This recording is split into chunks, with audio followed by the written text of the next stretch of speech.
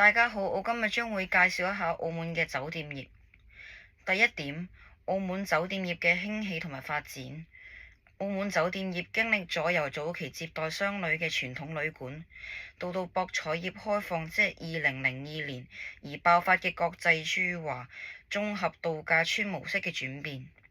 佢嘅階段由16世紀至到20世紀中葉初步發展期，20世紀60年代到1999年，博彩業帶動之下嘅初步轉型。2002年去到2019年，回歸之後嘅爆發式發展。2020年至到而家，高質量嘅發展。第二點，代表人張建宗，佢嘅事蹟有旅遊業界嘅危機領導同埋復涉。黃淑欣，佢嘅事蹟有家族企業嘅傳承同埋轉型。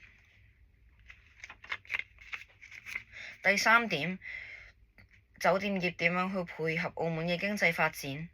做優一擦亮金名片，聯動4旅遊加埋會展商貿，旅遊加大健康，旅遊加科技，盤括社區嘅經濟，澳琴聯動發展。第四點，反思同埋建議。反思，第一，澳門缺乏有特色、高品質嘅精品民宿或者經濟型連鎖嘅酒店，好難吸引到預算有限嘅年輕客群或者深度遊客。第二點，本地人才雖然喺管理層上面有增加到，但係數位化嘅管理、跨文化溝通等等嘅專業領域仍然存在缺口。第三，綜合度假村嘅全包式模式雖然提升咗留宿率，但係亦都形成咗一種孤島效應。旅客進入酒店之後較少進入社區消費，令到中小企業難以分享旅遊嘅紅利。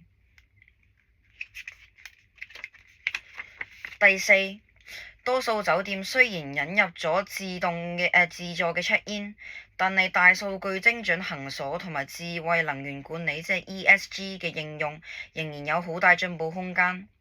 建議開發康養房型，即係例如配備空氣淨化器、睡眠監測儀或者電競動漫主題房。並且建議加強非中文市場嘅營銷。